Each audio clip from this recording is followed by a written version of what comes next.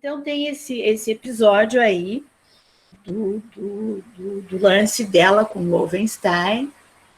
Eles ficam há muito tempo juntos, né? Como eu já falei, depois ele vai ser o psicanalista do Jacques Lacan, mas o Jacques Lacan depois interrompe a análise dele subitamente e até, de uma forma, vai dizer que o Loewenstein era incompetente, não sabia analisá-lo, não tinha, enfim, ele vai criticar lá o Loewenstein, porque ninguém conseguia analisar o Lacan, né? Quem iria Lacan, né? Estava claro que ele era... E daí o Loewenstein vai dizer, o Jacques Lacan é inanalisável, não tem como. Mas se você puder colocar umas figurinhas aí para nós, vai ser legal. Então, vamos voltar aqui para a carta roubada. Tá? O que o Lacan, que se debruça nesse tema, se debruça no tema da carta roubada. E ele vai fazer a abertura dos escritos, que não é qualquer livro, né? Que não sei se vocês sabem, mas o Lacan, ele não escrevia, ele fazia conferências e depois as conferências dele eram gravadas, copiadas, tem uma palavra para isso, né? E eram compiladas e feitos os livros que hoje nós temos aí, 25, 26 volumes. Mas os escritos, ele escreveu. Os escritos, ele escreveu. Os outros escritos também ele escreveu. Mas mais no começo da carreira dele, quando ele vai escrever Complexos Familiares, tem alguns livros ali que ele escreveu. Depois, quando ele começa as conferências, os seminários, tudo assim que ele vai dando, ele não tem nada escrito. É tudo gravação que depois foram reeditadas, né? Reescritas.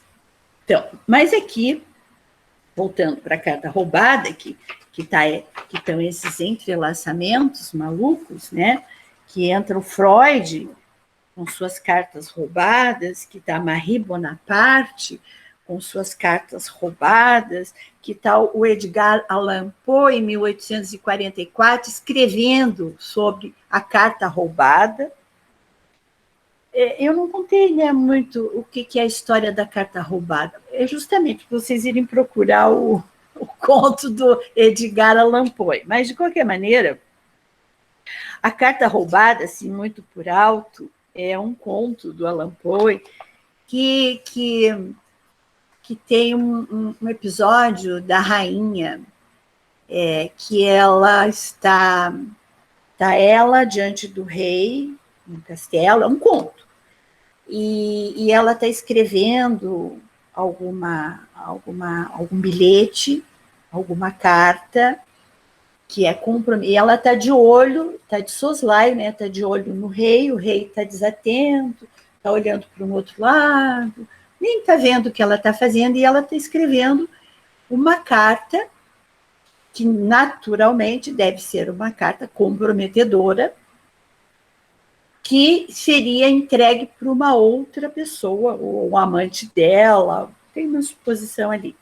E ela coloca essa carta, parece que, assim, embaixo da lareira, embaixo de alguma coisa da lareira, e chega alguém ali e troca a carta.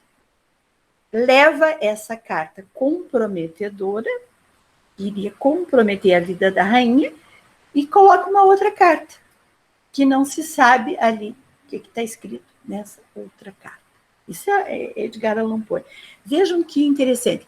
E aí vira uma coisa, porque daí entra um policial na história, daí eles ficam procurando a carta, mas o policial sabe onde está a carta e não pode revelar onde está a carta, ele sabe com quem está a carta roubada, mas ele não pode revelar. Eu sei que tem uma história bem curiosa, bem interessante, com a história da carta roubada. E no desenrolar do trabalho do Lacan, com a questão da carta roubada, né? Ele, de alguma maneira, ele vai fazer uma questão muito bonita, porque depois ele vai criar aqui, com a carta roubada, ele vai fazer, vai partir para topologia, vai trazer topologia em cima disso, vai criar o sistema L. Ó, essa é Marie, jovem, com seu marido. Hoje a Mazé falou assim para mim, esse marido, que é o príncipe, né, é igualzinho ao ator, e eu concordo. Ele vai criar o esquema L para trabalhar a questão da carta roubada. O Lacan vai deitar e rolar. Mas, assim, o que interessa aqui para nós, nesse, né, que seria essa carta? Né? Ele vai dizer que a carta, o que é uma carta? Uma carta é algo que está sendo transmitido, levado uma mensagem para alguém. Né? E tem alguém que escreve e tem alguém que vai receber essa carta. Então, ela será uma mensagem que será entregue a alguém. E aí, e o Lacan, ele vai dizer que as mensagens, né, mesmo na fala, na linguagem, na relação, o outro, se recebe a mensagem sempre invertida. Ela nunca chega. As mensagens, elas chegam sempre invertidas. O que significa isso? Eu vou ler uma carta de acordo com a minha realidade psíquica. Não sei o que eu... Né? Eu tinha a intenção, por exemplo, de dizer para fulano de tal que eu o amo, que ele, blé, blé, blé, blé. E vou enviar essa carta para ele. Eu não sei como que essa pessoa vai receber essa mensagem. Vai receber... Esse aqui foi no casamento da Marie Bonaparte com o príncipe da Grécia, da Dinamarca. Casamento dela com ele. Ela tinha 20 anos, eu acho, bem jovem. Então, o Lacan vai dizer, as cartas roubadas, elas têm, um desdobramento de uma mensagem. Uma carta é uma mensagem. E muitas vezes tem sempre alguém que talvez até saiba qual é essa mensagem, que será um investigador, alguém que está investigando, né? Às vezes até no próprio trabalho psicanalítico está sendo investigado, né, de que mensagem, o que o paciente está querendo dizer com isso, será que, né, a mensagem, ela sempre será invertida, ela será recebida ou talvez nem recebida. Por quê? Porque às vezes eu posso falar uma coisa e você entender outra. Você não está entendendo o que eu estou falando. Poxa vida, né? Eu estou te falando, eu estou te dizendo certas coisas. Por quê? Essa pessoa, não é que essa pessoa vai receber essa mensagem de acordo com a sua realidade psíquica. E por aí o Lacan vai. Né? Ele vai desenvolver, então, esse material todo em cima, ele vai aproveitar isso, né?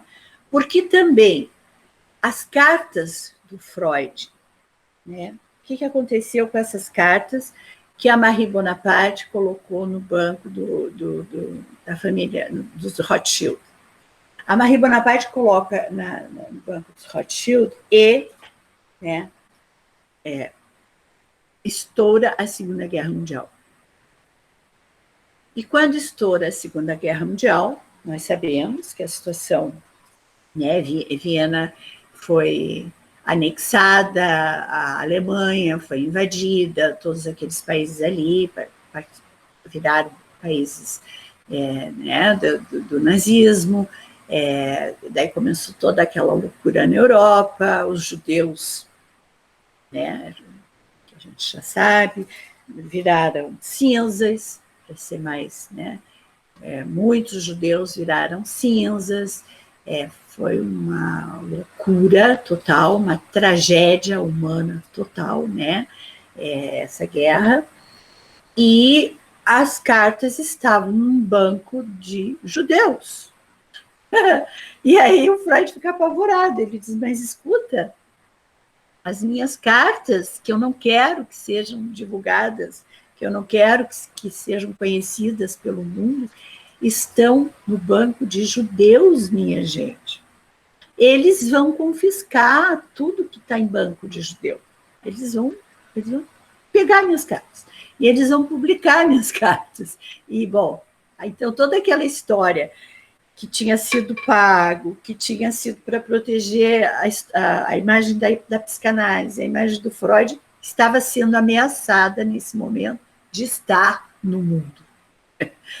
Aí a Marie Bonaparte vai, paga uma quantia para os nazistas, vai até o banco para retirar a bendita das cartas. Eles não entregam. Eles ficam com as cartas para eles não entregam essas cartas. Bom, as cartas continuam circulando, igual a carta roubada lá do conto do Allan Poe, porque a carta da rainha, lá do conto do Allan Poe, nunca mais foi encontrada. Foi um policial, investigação, tinha um que sabia onde a carta estava, mas a carta não foi encontrada. Então, assim, né, é por aí daí que o Lacan e outros psicanalistas, depois do Lacan, dão muita importância a vários contos, né, do Allan Poe, e principalmente ao conto dessa carta roubada, porque tem essa questão da mensagem, que ela nunca chega ao seu destino, que ela sempre é invertida, que cada um vai poder receber de acordo com a sua realidade psíquica, que principalmente, né, é muito interessante quando você vê casais discutindo, é a coisa mais louca do planeta, né? Porque você não está entendendo o que eu falo, porque eu digo você, né? Claro, né? Eles já estão sendo ali um só, numa relação de devoração quase, né? Fazendo um o tempo todo. Como que a gente pode quebrar isso? Como que a gente pode criar algo que não seja compreendido, que diga da nossa separação, que possa dizer que eu sou eu e você é você, né? Então, as mensagens estão nesse lugar dessa carta roubada, que é muito lindo tudo isso, assim, é fantástico, né? Enfim, aí tem a questão do episódio que começa a ficar muito sério em Viena, né? A questão da invasão mesmo dos nazistas, tudo, né, dos judeus sendo destruídos, os judeus virando cinzas, é muito grave. E o que acontece? A Marie Bonaparte, uma mulher internacional, uma mulher atenta pela condição dela de princesa, pelo lugar dela, da família dela, do marido dela, atenta aos acontecimentos do mundo, informando ao Dr. Freud. Freud, você tem que sair de Viena, você tem que se proteger, você tem que sair de Viena, você tem que sair de Viena. Acontece que o Freud já estava muito doentinho, né? Vocês sabem que ele sofreu, sei lá, né? Tem um número aí de 20, não sei quantas cirurgias por causa do câncer que ele tinha, é uma coisa horrorosa, e ele já estava com 80 anos, 83, acho que 83, e ele achava, ele dizia para ela assim, não, vai ficar igual na Itália, vai ficar brando, vai ficar uma situação, um nazismo brando, um nazismo, sei lá, tem um nome para isso, não vai ser o que foi na Hungria, o que foi, não, aí ela diz, o senhor, o doutor Freud está tentando se enganar, não está querendo ver a realidade, E numa fala deles ali, que ela está muito imperativa, assim, querendo tirá-lo, e a coisa está preta mesmo em Viena, ela chamando a atenção dele, da teimosia dele, né, dele não querer enxergar o que está acontecendo, tem um momento que ele diz para ela, olha, então agora você já me repreendeu, agora eu vou te repreender. Senta aí. Ela senta, e daí ele diz, ó, você, o que você está fazendo? Você está mandando o teu chofer buscar teus pacientes em casa. Ela disse, eu quero ser prática. Ele, não existe isso, mandar buscar os pacientes em casa. Eu estou sabendo que o seu amante é psicanalista do seu filho. Ela disse, foi escolha dele. Ele disse, não foi escolha dele. É escolha sua. Então, ele com vários ele fez isso, né? Ele fez isso com Jung, ele ficava cuidando desses bibelôs dele, desses meninos e meninas, né? Que estavam querendo um lugar na psicanálise. Então, ele vai chamando a atenção dela para mostrar para ela que ela levava os pacientes para a casa de praia dela. Ela já estava assim, bem lacaniana. E depois ela foi a pessoa que mais teve confronto com Lacan. Foi assim, eles não tinham, eles não se bicavam. Ó, que interessante, né? Por que será que eles não se bicavam? Né? Olha o que ela fazia muito antes do Lacan, talvez. Né? Ela já estava atravessando, ela jovem, pode ir passando, mas está muito bom. E aí ele está, então, repreendendo ela, né? Daí ela diz, mas você analisou a Ana Freud, porque o Freud, cá entre nós, né, analisou a filha. Né? E ele diz assim, é diferente. Quer dizer, não sei aonde que teria sido diferente, mas ele está na posição do Freud ali, né? Ele é Freud. Então, eu sei que os dois entravam nesses embates, nessas conversas, enfim. Então, isso vai num crescente, a guerra está cada dia mais, né, forte ali, até que a coisa fica realmente muito séria. Muito séria. Os nazistas já estão assim entrando na casa do Freud, e é verdade, eles levaram todo o dinheiro que o Freud tinha das suas economias, eles levaram objetos de valor, eles levaram quadros de valor que o Freud tinha, eles entraram e levavam. Inclusive faziam a pessoa assinar um documento que isso agora pertencia ao Führer, à Alemanha, etc. Essas obras, essas peças, enfim. E aí ele ainda dizendo que não iria sair, porque também o Freud tinha um lado conhecido por todos de muita teimosia. Ele era muito teimoso. Quando ele emperrava com o assunto, era difícil mexer com o Freud, era difícil tirá-lo dessa posição dele engessado para algumas coisas.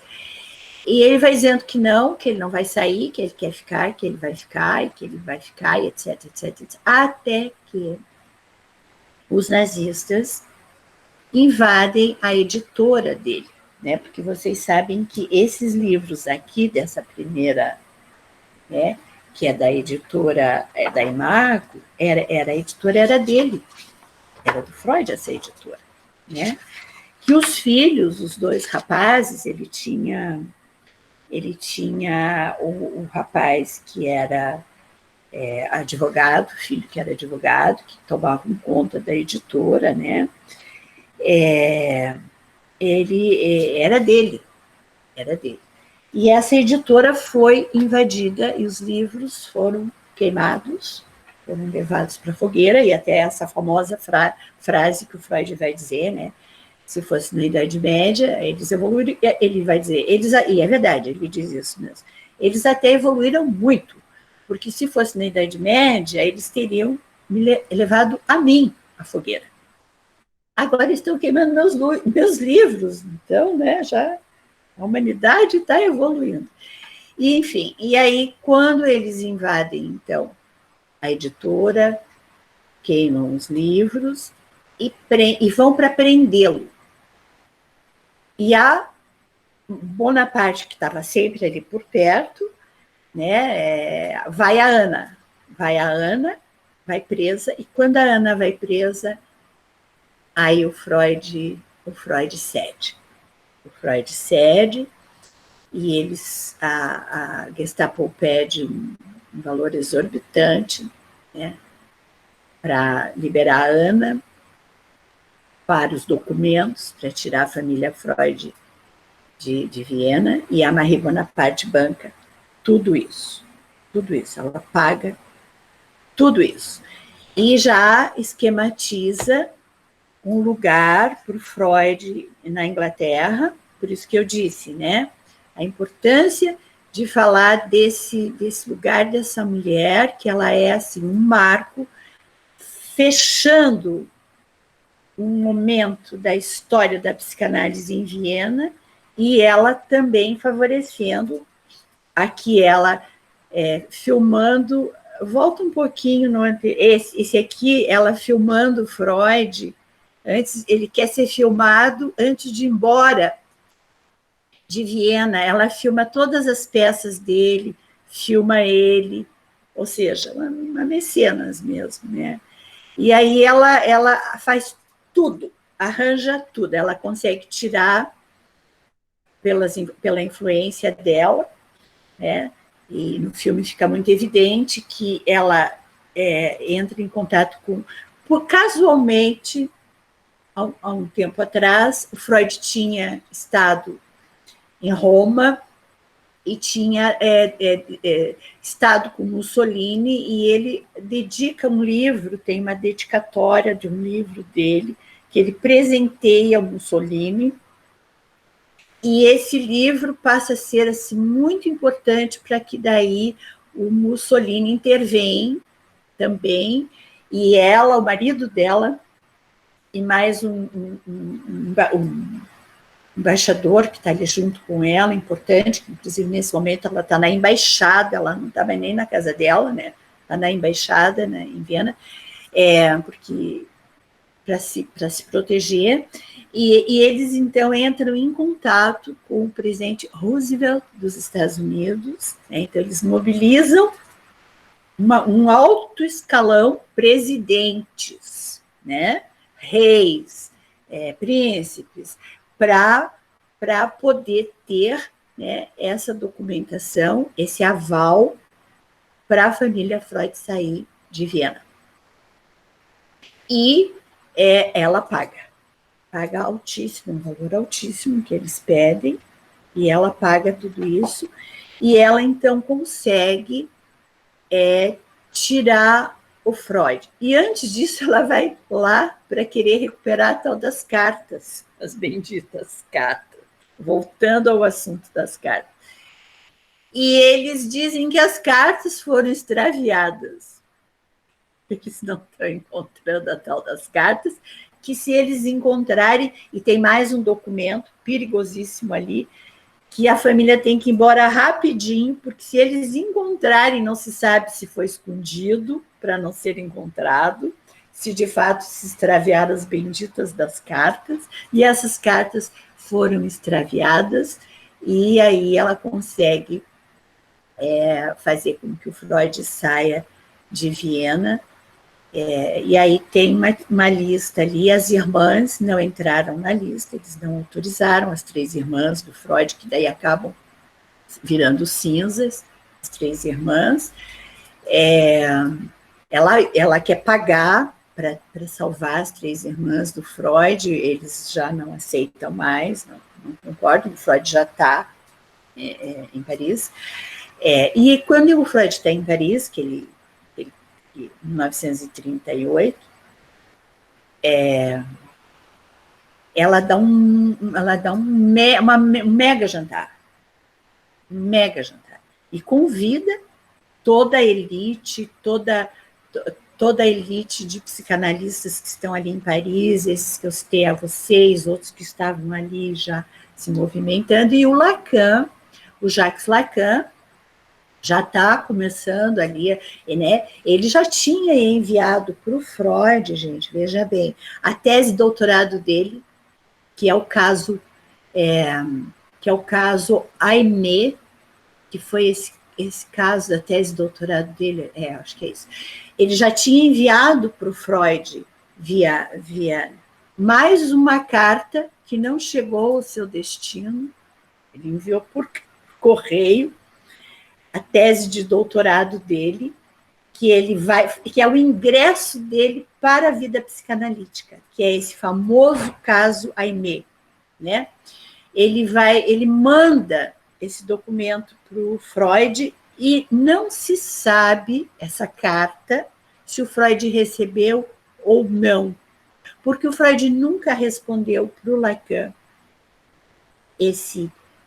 sobre essa tese de doutorado. Então, tem mais esse elemento dessa carta, desse documento, que é enviado para o Freud não recebe, e como o Lacan tinha essa bronca com a Marie Bonaparte, ele é convidado a esse jantar, a esse coquetel, e ele não vai. Então, teria sido a única oportunidade do Lacan e do Freud terem se encontrado, a única. Porque depois o Freud vai para Londres, que a Marie Bonaparte ajeitou tudo para ele lá. Em Londres ele entra, né, junto com esse grupo que está ascendendo, né, essa primeira geração, que está ali, né, essa turma toda. E aí ele em 23 de setembro de 1939, ele morre. Mas, então a psicanálise também em Paris, nesse período, o Loewenstein, que era judeu, vai para os Estados Unidos. A grande maioria dos psicanalistas saíram realmente, foram ou para a Suíça, que ainda era um lugar que foram para a Inglaterra, mas a Inglaterra também estava sendo ameaçada. A grande maioria foi para os Estados Unidos, alguns até vieram para o Brasil, para a Argentina. Então, assim, saíram pelo mundo, continuando a psicanálise, né? Graças a Deus, ainda bem. E aí essa mulher, né, impetuosa, que queria tanto saber dela como mulher, como o seu corpo, o seu feminino, a sua sexualidade, né? E o Freud, numa sessão, ele pergunta para ela, né? Ele chega a perguntar para ela se ela está conseguindo atingir o orgasmo. E até no filme ela dá uma disfarçadinha, uma tossidinha, assim, e responde muito, não. Né? Então, não se sabe. Mas se sabe que ela está em busca mesmo, né, do que é ser uma mulher. O que é ser uma mulher? Né? Que é a grande pergunta que está na clínica, que os homens também se fazem, né? O que é ser uma mulher? As mulheres se fazem. O que é ser uma mulher? Né? Que é uma questão que é a fundadora, uma das questões fundadoras da história da psicanálise. Então é isso. Então eu espero que vocês me perguntem para eu poder direcionar, né, o que a gente está conversando aqui. Então, deixa eu erguer meu dedinho agora. A gente faz assim, né? Vai por aí, pode falar. Puxa, quantas informações preciosas, muito obrigada. Que lindo, né? É muito linda a nossa história. Muito. Eu digo nossa, né? E você realmente comunica de forma muito interessante. Estou muito tomada por essa história e pela Que forma bom, como você a contou. que bom. Obrigada, mãe. Obrigada, Eu Luciana. fiquei, eu fiquei pensando agora quando você. Agora, por último, você estava falando, né, do quanto a opressão teve influência naquela época, né? Na obra do Freud, enfim, no que eles estavam sentindo, né? Uhum, Como essa opressão fez parte de toda essa história, né? uhum. Talvez, talvez, me pergunto, será que agora a opressão que a gente está vivendo, você vê um paralelo assim em termos de, sei lá, talvez produção de conhecimento ou de alguma coisa para lidar com essa opressão, né? Você está falando de que tipo de opressão? Me situe um Ah, pouquinho. essa opressão que agora, por exemplo, a gente está tendo com a pandemia, com Ah, a volta da opressão política no mundo todo, nós estamos tá, tendo esse momento de opressão política, né? Eu tá. acho, eu estou sentindo isso agora. Não Uhum. tem aqui Sim, uhum. Sim, o que pega muito a gente, né? Influi sim. no nosso psiquismo muitíssimo. E o Freud, na época, ai, acho que eu estou falando muito alto, né? Eu ainda não Não, tá falei, ótimo. Tá ótimo, tá ótimo. eu não Não tá sei a alto, não. distância do Não meu. tá alto, não. Pode falar.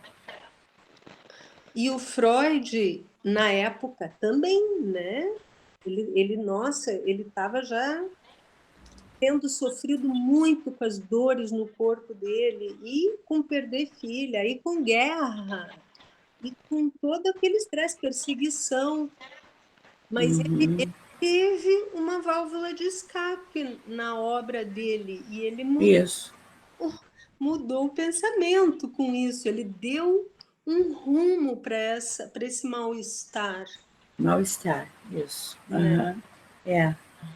Sim, Nós agora precisamos fazer alguma coisa desse tipo, sei lá, né? sim, sim.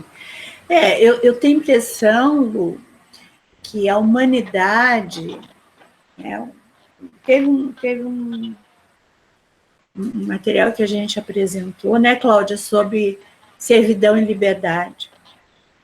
Eu tenho a impressão que a humanidade, ela gira em torno, historicamente falando, sobre o tema da servidão e da liberdade.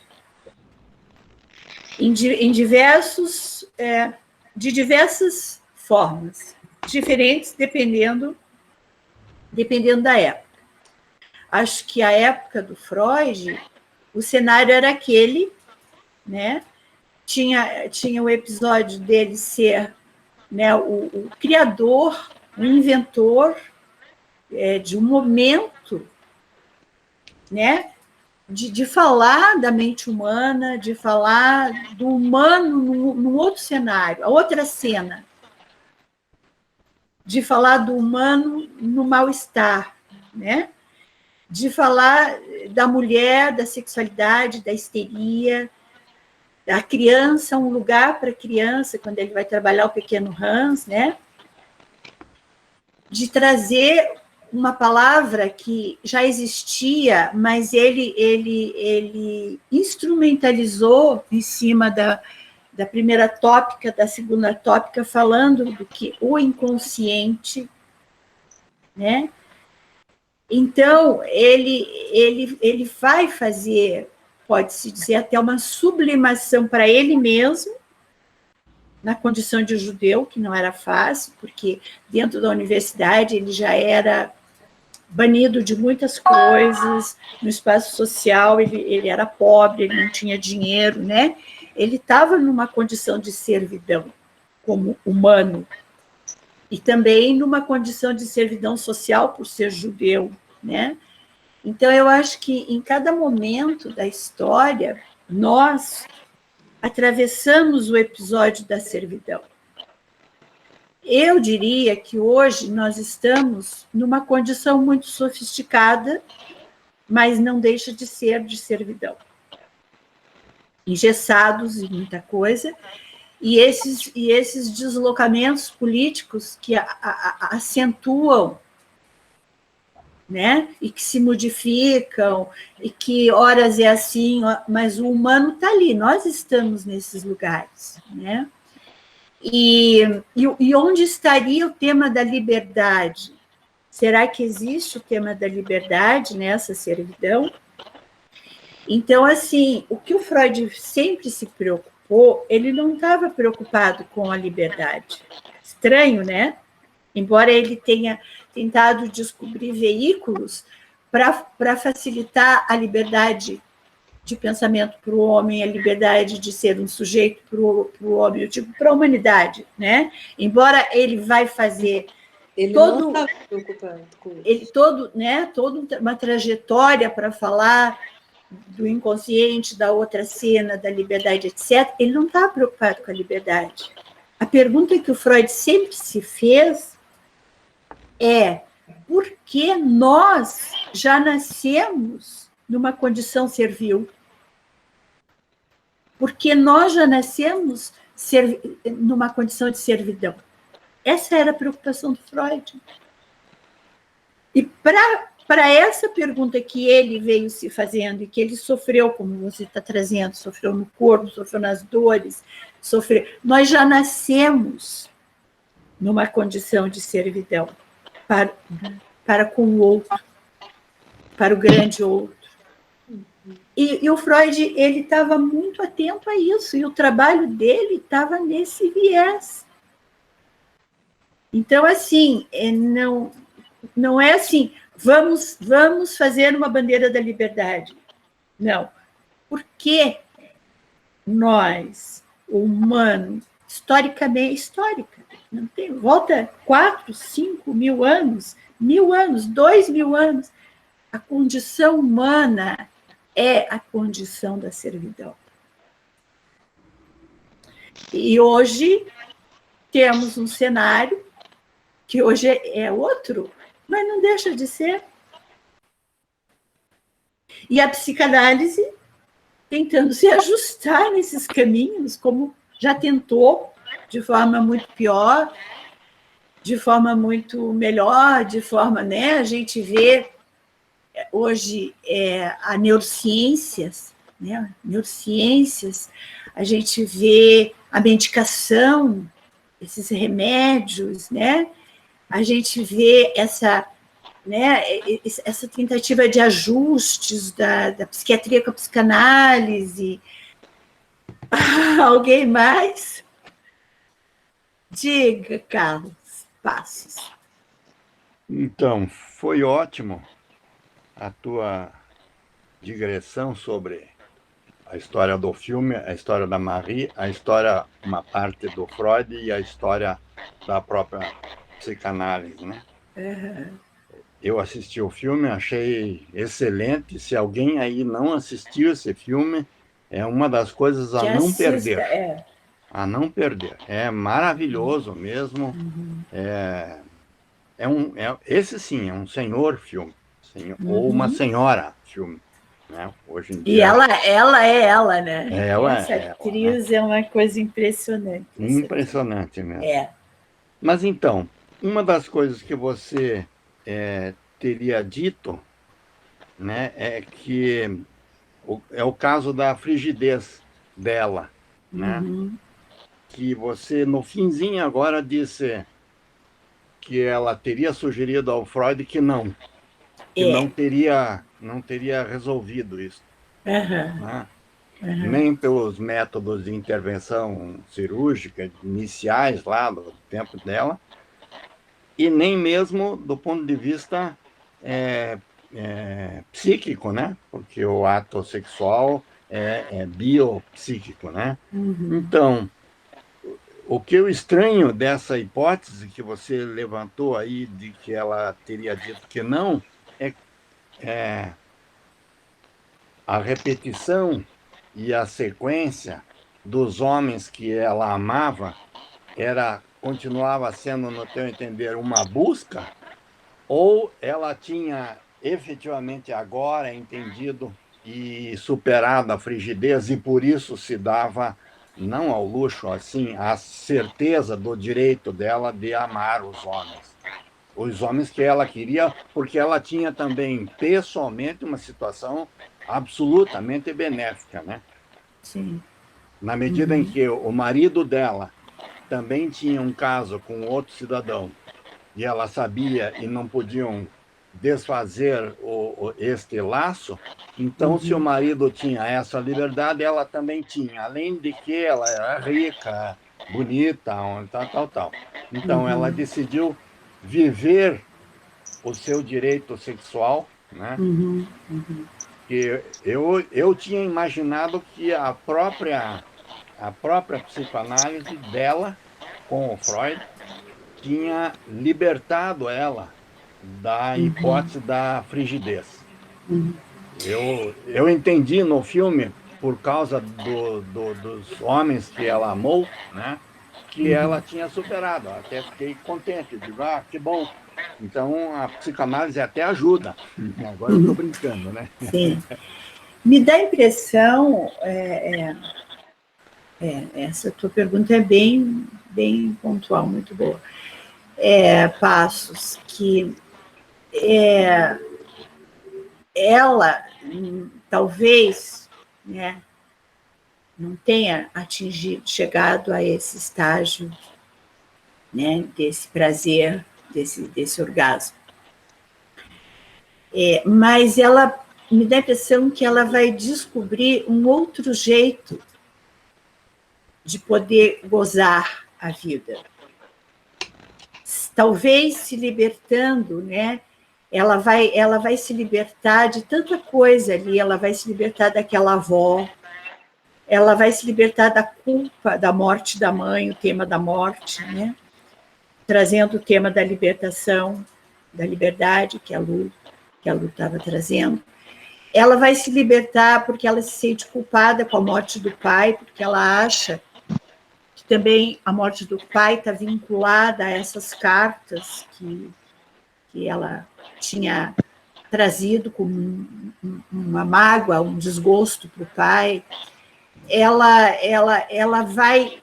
Eu tenho a impressão que já não importava mais tanto essa obsessão, que parece que era uma obsessão, que sim, que tem que ter ali, porque não daria para dizer que é uma frigidez, né?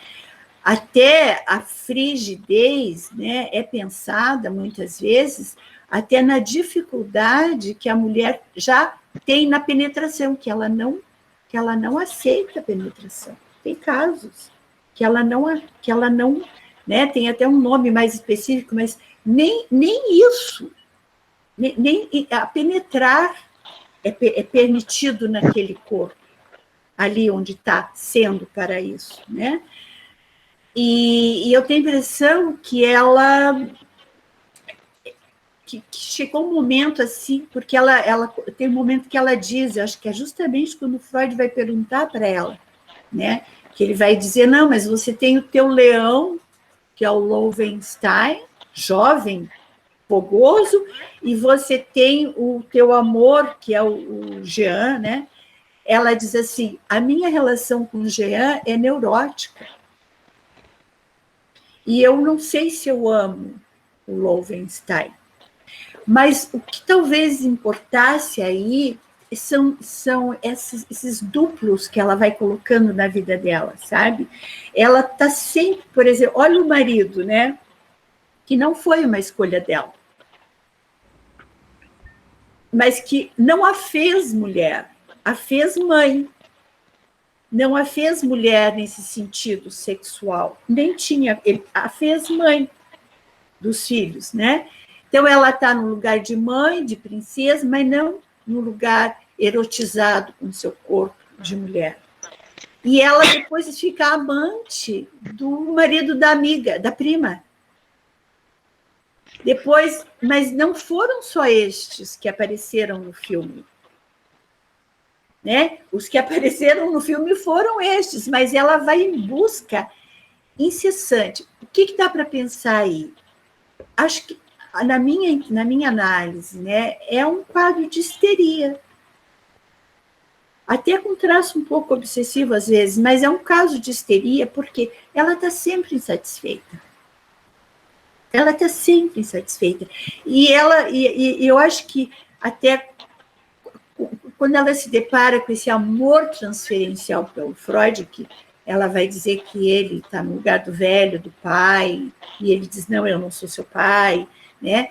Esse Rodolfo e Roland, né, que ela vai fazer esses nomes do pai e do Loewenstein, né?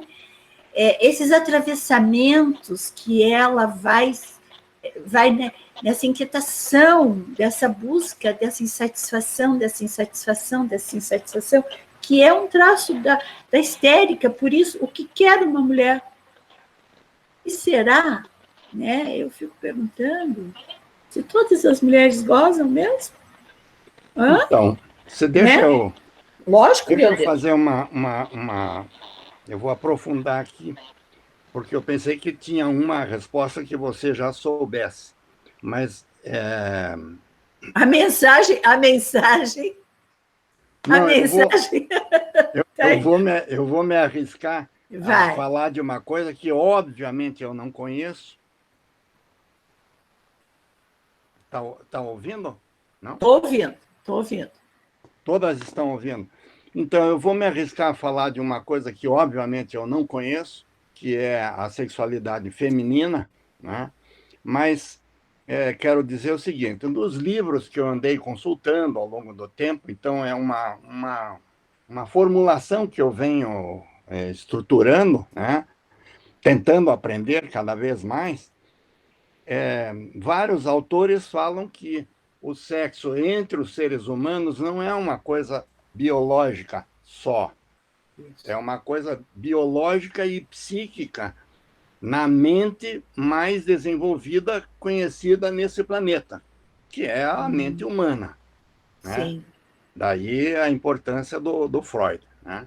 Bom, sendo assim, o ato sexual é um ato ao mesmo tempo biológico, que se manifesta inclusive porque o homem, ao gozar, transfere a carga genética para a mulher, que é a única que pode reproduzir a humanidade, né?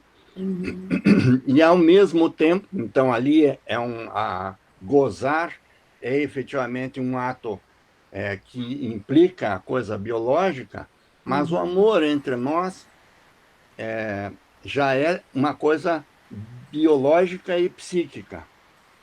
E, portanto, no caso dela, o que eu tinha concluído a partir do filme, que efetivamente é um filme magnífico pela aderência às coisas do mundo real onde ela viveu, mas também é insuficiente, porque não vai entrar em detalhes. Mas então, o que eu entendi, ou tinha entendido, é que ela havia superado a frigidez ao obter dos homens com os quais ela amava, certo?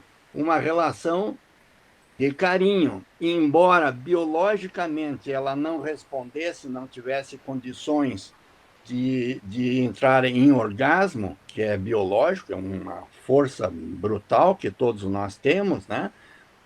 Ela tem as recompensas se o homem é efetivamente homem, não é um boçal machista, essas coisas que tem por aí, né? Infelizmente, né? É o carinho humano é evidente, né? Então que ela passou a ter, no mínimo, uma satisfação que vem do aspecto psíquico de entregar o seu corpo mutuamente, né, com os homens que ela amava, e tinha a satisfação de ter um homem que a beijava, que a acariciava, e tentava agradá-la também sexualmente, com a penetração e tudo mais, que nesse caso, infelizmente, ela não reagia, mas embora ele, homem, tivesse essa satisfação também biológica, ela tinha ao menos a satisfação psíquica de estar com um homem que talvez amasse mais ou menos, mas tinha um homem que lhe dava um carinho, tal, tal, tal. Eu pensei que a solução teria sido essa, né? Mas você lembra no filme quando o Freud pergunta e ela diz que não, o orgasmo não. Reveja essa. É um momento que ela está. Porque isso aí que você falou eu não tinha captado. Ela dá uma tossidinha assim e fala não, assim, bem. Mas então, forma... mesmo que seja não, ainda tem esse outro lado, que ela não tinha orgasmo. Mas ela estava. Só quero concluir dizendo, mesmo que ela não tivesse orgasmo, ela tinha o afeto de um homem, desde que esses amantes, e pareciam ser homens, de fato, né? Dariam para ela outros carinhos, né? Não, mas eu tenho a impressão que isso não era problema para ela. Pois é, ela teve muitos casos, muitos amantes, muitos casos fortuitos, isso não era problema. Então, o problema que talvez tenha sido, né? Honestamente, eu tenho casos que eu atendo na clínica que são assim. Pois é o que eu estou dizendo. Que são assim. Mas, por exemplo, para psicanálise, não é sexo. O humano não faz sexo, é sexualidade. Sim. Porque o sexo é justamente essa coisa do animal, né? Que não tem uma escolha assim, é época de copular, vai lá né? Não, o humano é a sexualidade. Você não vai com todo mundo, embora você tenha uma liberdade com o teu corpo e tal, aquela pessoa, outra pessoa e tal, né? Hoje em dia mais ainda, mas a escolha desde tempos mais antigos, quando já se podia escolher o parceiro, né? Porque até pouco tempo os pais que determinavam, não faz muito tempo que isso acabou, mas assim, então, grandes casos, né, como Madame Bovary, que ficou famoso na história, e tudo que é um outro caso muito interessante, né, Madame Bovary, porque ela está em busca da sexualidade dela, do prazer dela, mas de uma insatisfação histérica muito grande. A Madame Não, isso é outra coisa. Mas a Marie Bonaparte também ela está nesse confronto, sabe? Do que é ser uma mulher, né? Será que esse corpo, o que eu faço com esse corpo? É uma questão muito, muito, muito interessante, mas eu acho que você não está tão errado em pensar que o carinho, a troca, né, esses momentos, para ela não era problema. Talvez tivesse sido no casamento, né, porque o casamento... Mas, assim, o que dá para ver na clínica é muito interessante, gente. A clínica, às vezes, vai mostrando, por exemplo, para a mulher, quando o casamento começa a ficar muito engessado, ela para de gozar. Muitos casos, né? E aí, daí por isso que dizem, você quer parar de fazer sexo? Casa. Tem uma piada, inclusive, né, que diz assim, você não quer mais ter vida sexual? Casa. Tem muitas piadinhas nesse sentido. É uma outra questão, Mas tem que entender o que significa isso. E, às vezes, essas aventuras, né? Fulano traiu, fulano traiu, fulano traiu. Né? Será que traiu ou está tentando se salvar? Não sei. Acho que se sim. salvar no sentido do seu desejo Claro, sexual, não né? tem a menor dúvida. Então, eu acho que a Marie Bonaparte, pelo tempo, né? Ela é uma mulher do início do século, nasceu em 1882, viveu 80 anos. Era uma mulher também que poderia se dizer muito fálica, se for para entrar por esse viés, né? Poderosa, bonita, né? Estava podendo, né? E tinha umas questões ali bastante complexas na sua história de vida. Então, eu só queria intervir um segundinho, dizendo Ela que pôde a Maria se José, aventurar assim. escreveu no chat aqui, dizendo assim: eu fiquei com a impressão de que ela conseguiu se satisfazer sexualmente com o Lewandowski no final. Eu diria, essa impressão, igual que a Maria José aqui descreveu, eu achei que ela conseguia se satisfazer Eu também sexualmente com achei, todos com os homens que ela conseguia o, amar, o porque Loewenstein, Loewenstein. Mas aí tem esse momento que me deixou também em dúvida, sabe? Eu fiquei pensando, ela diz não, o Freud pergunta, ela diz não. Não sei se foi uma aposta do filme, se agora ela estava assim, ela sofria muito a rejeição do Jean, mas ele vai dizer uma coisa bem importante, que é isso que eu já falei, né? Ele vai dizer, você o ama porque ele te faz sofrer, porque ele te rejeita, e eu te amo. Ele diz para ela, eu sou o homem para você. E ela não fica com ele também, não. Também não, claro.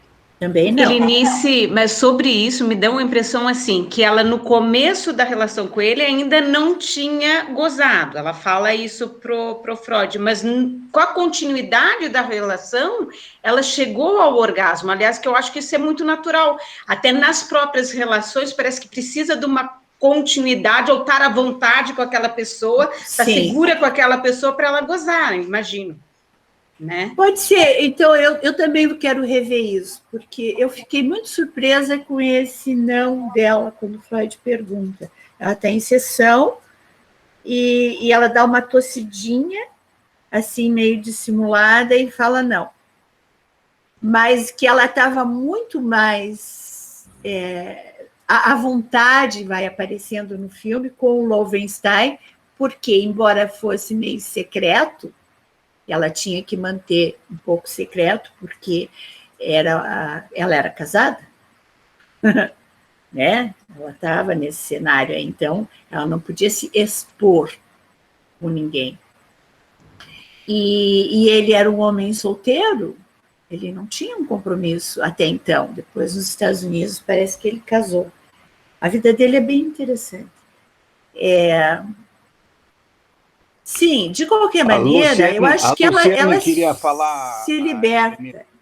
A Luciane queria falar. Fala, Lu. Não? Não, já passou. Já passou. Então, a outra pergunta que eu tenho essa sim é mais objetiva. As cartas do Freud nunca mais foram encontradas?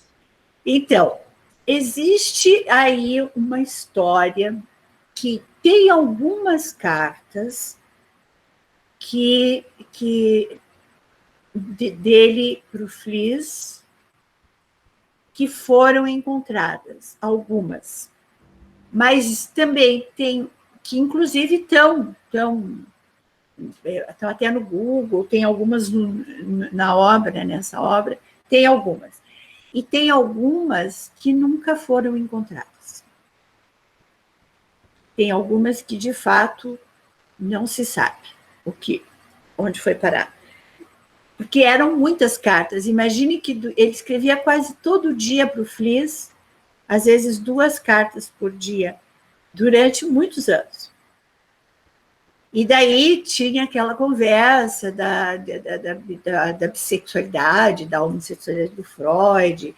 Depois o Fliess se tornou e foi descoberto uma pessoa horrível, pessoa horrível. Ele criou uma teoria do prazer pelo nariz, pelas narinas, uma coisa louca, e foi comprovado que ele era. E depois o Freud analisou o filho do Fliess. Está na biografia que a Rodinesco escreveu, ou está na biografia do Emílio Rodrigues. Não sei, eu já li isso. O Freud foi analista do filho do Fliess. Do filho do Fliess. Freud foi analista. E o filho do Fliess depois se transformou em psicanalista também. E nas sessões, depois foi aberto, o filho do Fliess relata que o pai abusava dele. O Fliess abusava do filho. Entendeu? Esses homens, não sei como é que vocês aguentam conviver. Pois é. Então, assim, tem essas histórias aí. Não sei se pode ser uma fantasia, foi relatado, é muito perigoso isso quando entra no tema, né, do abuso sexual. Será que aconteceu? Será que não aconteceu? Que é justamente todo o trabalho do Freud em cima da histeria, o primeiro tempo que ele vai falar da histeria, que ele diz acontecia, depois o segundo tempo da histeria, quando ele vai dizer, não, peraí, tem muita fantasia e a histérica precisa criar uma fantasia de abuso. Peraí. Né? Então, mas ele vai dizer que o filho do Fliess tinha sido abusado pelo pai, e foi comprovado mesmo que o Fliess era um doido total, assim, louco, né? Então, assim, não sei. Mas é muito boa essa questão, acho que é uma questão que teria que rever, porque ela depois, ela é uma mulher fantástica, ela assume essa causa, ela investe muito na psicanálise, ela escreve depois muita coisa, ela vai falar sobre a questão da mulher, da sexualidade da mulher, ela fez um movimento lindo, além de se não tivesse sido ela, o Freud teria sido, era cinzas, e toda a obra teria virado cinzas. Então, essa mulher Sim, fez um papel importante. Importância. Luciane está querendo falar, Denise. Diga, Lu. Tem que ligar o fono. Ai, obrigada. Eu ainda estou aprendendo a lidar com essas coisas. Então, sabe o que eu fiquei pensando? Eu não assisti o filme, mas pela brilhante explicação que você deu, Helenice, o tour que eu fiz histórico aí pela vida dela, né? Eu fico pensando, será que ela era patológica? Eu acho fantástica a vida dela. Fantástica, né?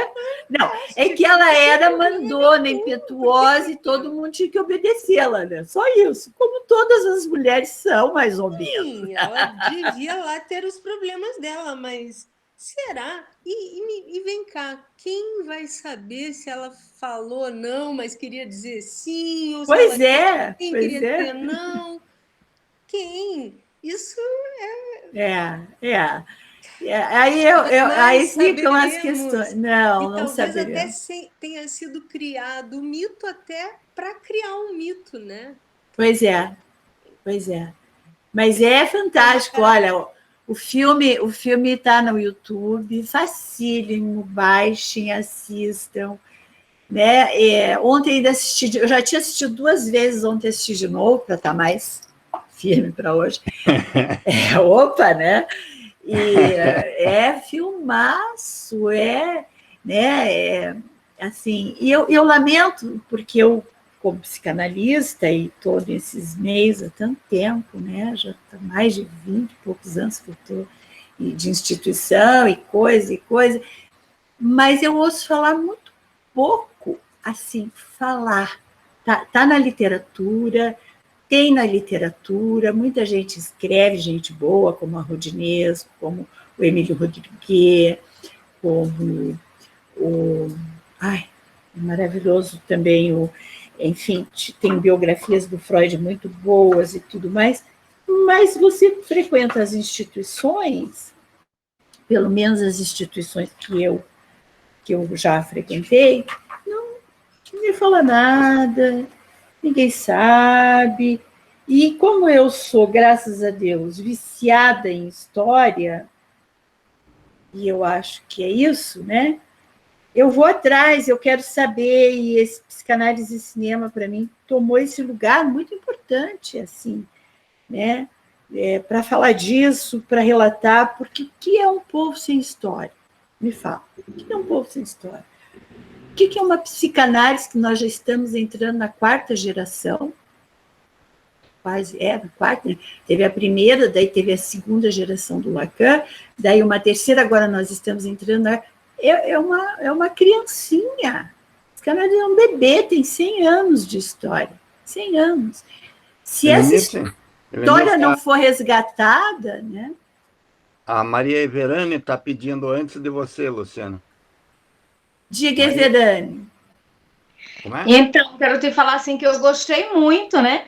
Embora eu não tenha concluído de assistir o filme, mas assim, você me abriu a mente, assim, agora que eu tô com vontade mesmo de terminar, de concluir, né? Assistir, eu sei que eu vou assistir com uma nova visão.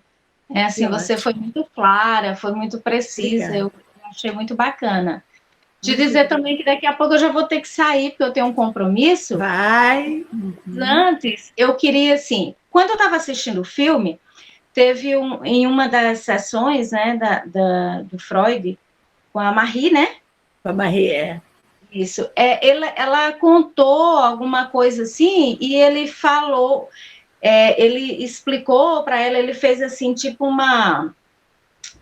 Não é uma regressão, não é esse o nome, mas assim, eu achei que aquilo ali teve uma forte influência na frigidez dela. Então, eu quero te falar para você ver se tem alguma coisa a ver.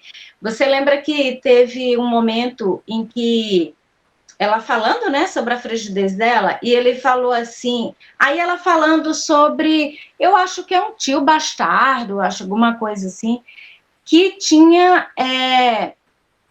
falou sobre ele, que ele gostava muito dos cavalos, e daí ela falou, né, sobre a ama dela, que tinha cara de cavalo, aí depois, vez ou outra ela falava nela, aí o Freud, ele falou assim, muito bom. Que na verdade, o que pode ter acontecido?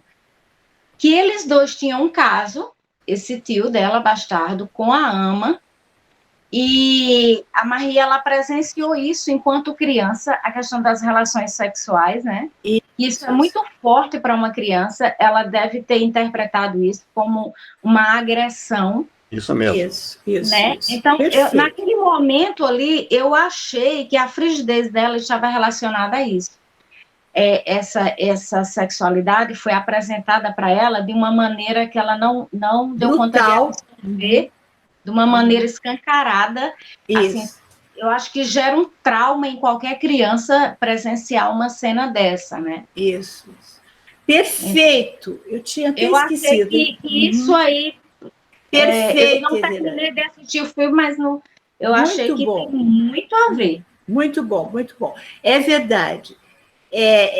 Foram vários os traumas, mas esse daí, não sei como que eu... Tem a questão do candelabro, né? Isso. A questão de um remédio que eles davam, um chá para ela dormir. Justamente. Isso é muito importante, isso que você está falando. Ela não gostava de tomar o xarope, inclusive ela reagia por porque isso, e eles para dormir, né? Para eles ficarem mais à vontade. Colocá-la ali para estar ausente, mas ela era muito presente. O que acontece aí? Isso é verdade. A gente às vezes tem uma curiosidade assim na clínica, né? Quando os pacientes, principalmente assim, quando você começa a trabalhar criança, adolescente, em que quarto essa criança dorme? Por quê? Justamente. As cenas eróticas que uma criança assiste, que um bebê... tá dormindo o bebê, ele não...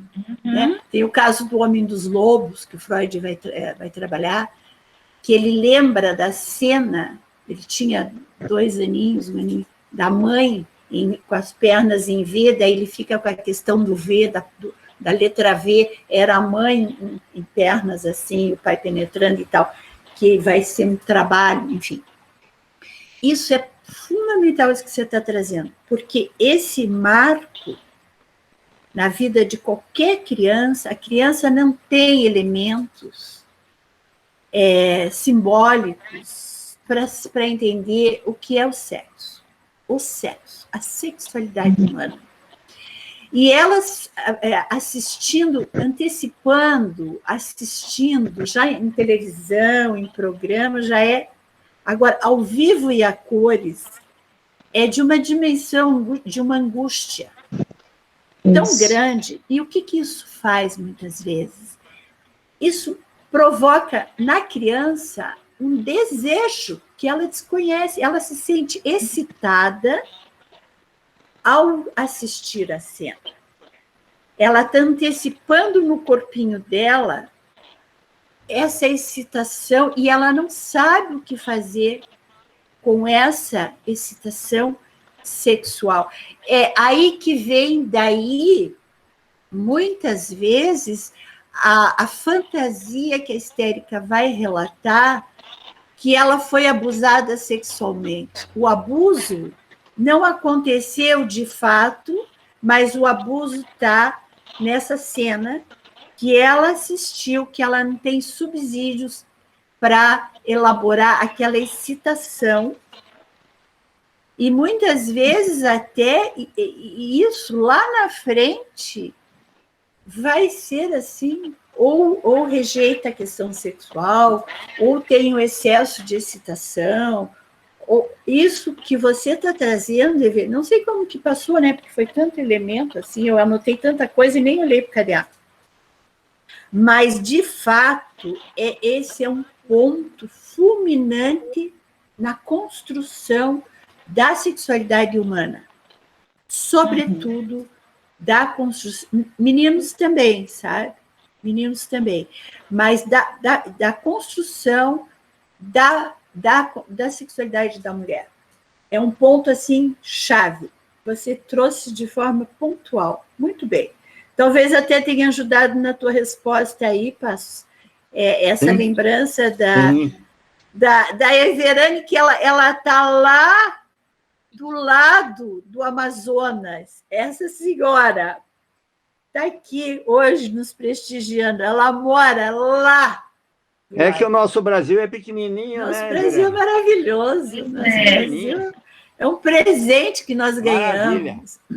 Maravilha. Muito Agora, bem, Verônica. eu só queria dizer que a Lube e a Luciane apontaram o dedo que querem falar. Então Não vai a Lube. Lube. Estão me ouvindo todos? Sim, perfeitamente.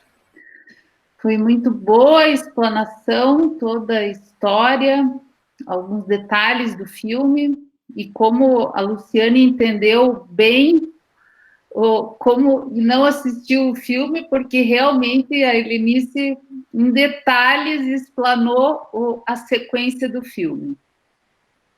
Para mim, um ponto alto do filme é o momento que ela está lendo o trabalho que ela está fazendo, e eu fiquei em dúvida se é um trabalho que ela está traduzindo do Freud ou dela mesma, naquela sala onde está o Levinstein e a moça que vem para estudar com o Freud, para a Ruth fazer um trabalho com ele. E ela é bem mais nova. Isso. E aí ela lê uma parte do trabalho e diz algo que para mim foi o ponto mais alto do filme. Aquelas mulheres que não renunciaram à sua virilidade, elas conseguiram acessar as suas zonas erógenas, né? Então, eu gostaria que você falasse sobre isso. Por quê? Porque a moça você está dizendo que é a Ruth, ela se manifestou naquele momento, querendo saber mais o que ela estava querendo dizer sobre virilidade. Sim. E ela não respondeu isso, né? Sim. Então, ficou no ar, não sei, para mim ficou no ar. É claro que eu entendo alguma coisa que ela possa ter dito sobre isso, Sim.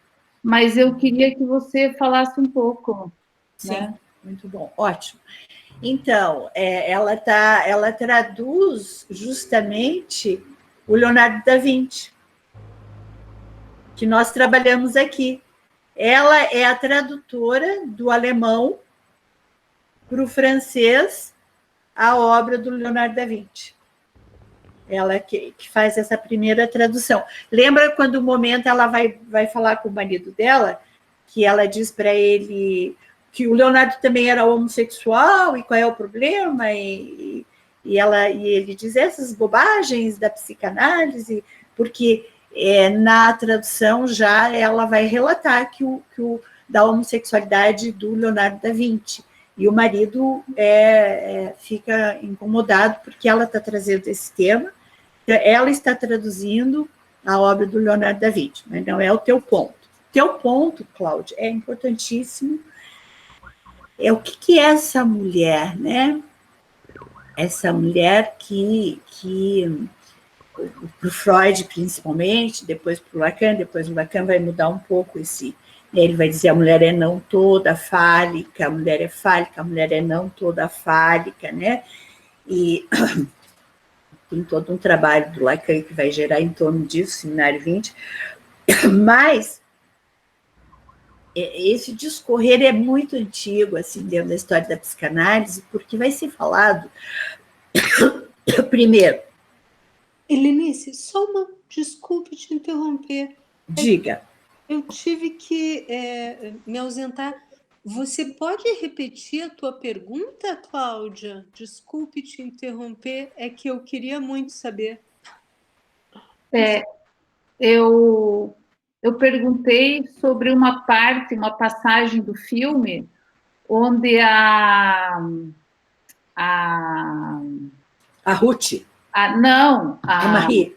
A Marie está lendo um trabalho, e eu fiquei em dúvida se era um trabalho do Freud ou dela mesma, lendo para um grupo de pessoas, que era o Freud, essa Ruth e o Levenstein.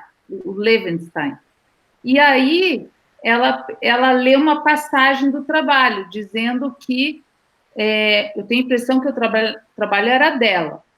E ela diz assim, as mulheres que não renunciaram à sua virilidade conseguiram acessar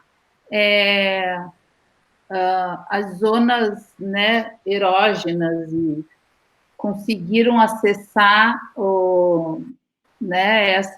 esse orgasmo, esse prazer, tudo isso.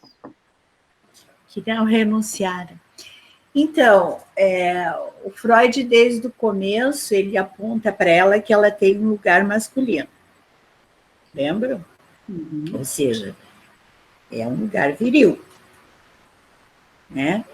Mas isso não implica necessariamente em orgasmo e não orgasmo. Tá? O que acontece é que essa questão fálica, essa questão do falo, é toda uma questão da história da mulher, da menina, desde criancinha, mas primeiro é o órgão, primeiro ele entra como lugar do órgão, né, porque a menina não tem e o menino tem. Essa questão anatômica, que o Freud, desde o começo, vai apontar muito para essa questão da anatomia, do corpo mesmo, né, que ele vai dizer, então, que a mulher tem todo um confronto para elaborar esse lugar de não ter o falo, esse objeto. O homem tem e a mulher não tem. A questão é biológica, daí entra na questão anatômica, não é biológica, anatômica. Tá. esse lugar, ele vai se desdobrar, não mais, embora ele vai se manter importante nesse discurso da feminilidade, da mulher, do ter e do não ter, né? Principalmente na obra do Freud, mas ele vai se desdobrar depois por um lugar fálico, mas não mais o falo como esse órgão. Vocês estão me acompanhando? Tá? Então, assim, o que seria, então, esse lugar fálico? Que o homem acessa e que a mulher também acessa. Né? O homem, talvez ele tenha, por uma natureza biológica também, e toda a questão anatômica e toda a questão do lugar dele no social desde sempre, ele tem mais facilidade de acessar esse lugar fálico. E a mulher, por outras vias, de acessar o lugar fálico. Porém, daria para pensar, se a gente voltar, né, nos tempos, assim, pensando na questão pulsional, quando o Freud vai trabalhar as pulsões e tudo, essas pulsões, esse bebê que ele é todo fragmentado e que depois ele vai sendo libidinizado com o tempo, vai sendo falicizado, né? É o toque da mãe, são as palavras, é a primeira mamada, é a segunda mamada, é o seio, é a voz, é todo esse campo que compõe essa libidinização desse bebê, vai falicizar esse sujeitinho, vai pegar todas essas pulsões que estão soltas e vai fazer uma amarração das pulsões, tá? Então, aí daria para pensar que nessa amarração pulsional, a criança estaria livre, já lá com 7, 6, 7 aninhos, de uma psicose, de algo um pouco. Entrou no campo da neurose. Tá? Agora, eu não sei exatamente o que a Marie Bonaparte estava querendo dizer, então, com essa mulher fálica, seria essa mulher que está num campo se empenhando em busca de si mesma, que pode ser em busca de lutar pelo seu desejo, pelo seu campo do seu prazer, que aí, se ela não tem essa amarração fálica, ela não vai fazer isso. Ela vai estar... né? O que a gente pensa quando alguém está em depressão profunda, né? A gente pensa que né, tem esses trabalhos da Silvia Amigo hoje, que vai dizer que a fantasmática, tá, o fracasso do fantasma, a amarração fálica vem junto com essa amarração pulsional, que te dá um lugar no mundo, um lugar de guerreira, um lugar de luta, um lugar de identidade também, né? Pode ser pensado assim. Quando você, esse campo está desfalicizado, as pulsões estão diluídas, dá para dizer está numa depressão profunda, está num campo de depressão, é um campo da melancolia. Essa pessoa, vamos poder usar até a palavra, está sem energia para estar num campo fálico. Entende, Cláudia? Eu até procurei, que eu queria encontrar, e eu não achei, assim, Google, essas coisas, alguns escritos dela, porque tem muita coisa que essa mulher escreveu, sabe? Dela quem? Da quem? Marie Bonaparte. Ah, tá. Livros dela, obras dela, depois que ela ingressou para a psicanálise mesmo, que não é só... O próprio trabalho dela com relação ao Edgar Allan Poe, eu procurei, não achei, nem sei se tem traduzido para nós, sabe? Tem esse elogio do Freud a ela, mas eu não encontrei. E eu queria ter encontrado para poder saber o que é de fato que ela tenha escrito. Mas o que daríamos para pensar diante da tua pergunta, e que é uma coisa bem importante que aparece no filme, eu lembro desse momento. Agora, eu não lembro se era a obra da tradução, era da obra dela mesmo, que eu acho que era assim, da obra dela. Era a obra dela, que ela estava falando. Ficou surpreso e falou para ela: você tem que publicar isso. E daí que a Ruth se manifestou em oposição. Em oposição, porque a Ruth também, essa Ruth tem uma história dela como psicanalista. Mas lembram quando eu falei da Sabina Spielrein? Essa Sabina, eu comprei o livro, fez um trabalho magnífico, eu penso em desenvolver isso, sobre a questão da mulher e da sexualidade. E a Sabina é bem contemporânea à Marie. Foram contribuições fabulosas para o trabalho. A Sabina, a Marie Bonaparte, o Lacan não retoma, mas a Sabina Spielrein, quando Freud vai trabalhar, o Lacan vai trabalhar a questão da mulher, a questão do feminino, a questão do gozo feminino, a questão do seminário 20, até em outros, ele vai trazer a Sabina Spielrein. E esse livro eu consegui. Eu comprei, lembro que eu mostrei para vocês, só que eu não consegui, eu olhei partes assim, mas eu ainda não consegui viajar no livro, estudar o livro, trabalhar o livro, porque foi outra contribuição fabulosa da Sabina Spielrein, que não foge muito disso, porque a Sabina vai dizer, né, no trabalho, da angústia da mulher na penetração. Por quê? Porque lembra que a gente trabalhou no Joyce a angústia da a tumescência e a detumescência. Então, a Sabina vai dizer que ela estava entendendo que a mulher, como ela não tem esse objeto, daí a mais, que daí seria esse pedaço de carne a mais, que não tem no nosso corpo, né? O Lacan vai dizer, não tem um significante que diga desse lugar, não tem. O que é ser uma mulher? No inconsciente. E a Sabina vai dizer que ela estava entendendo que na sexualidade feminina tem uma angústia que penetra, é dela, e depois detumesce, não é mais dela. E que isso ia fazer muita confusão no campo do amor, na vida da mulher, e no campo da sexualidade, e no campo da angústia, e que muitas mulheres, depois de um certo tempo de viver, não querer mais viver essa angústia, passam a recusar a atividade sexual.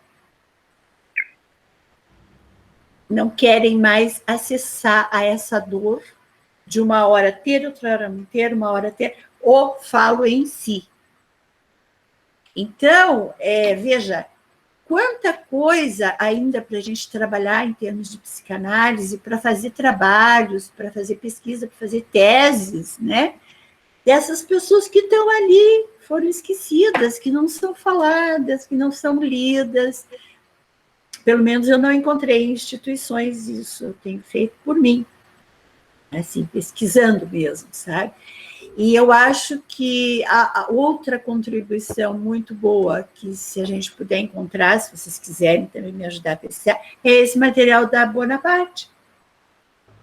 Porque não é qualquer coisa escrever o que ela escreveu, né? O que é uma mulher fálica, na sua condição do seu corpo, da sua sexualidade. Pode falar, Lu. A Sabina Spielrein falou também sobre as pulsões de morte, né? Antes. Isso. Não, foi ela quem deu esse. E aí também, né? Ela fala de pulsão de morte, e o Freud não. Só tem um adendo, lembra que eu li para vocês, né? Só tem uma roda de uma rodapé só falando dela. Quer dizer, as mulheres, né?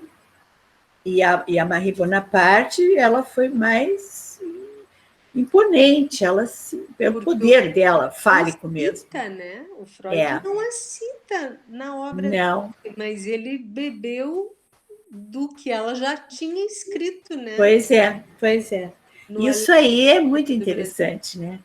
Tem uma questão, assim, que Freud tinha essa coisa, que ele era machista, que ele era... Tem uma questão.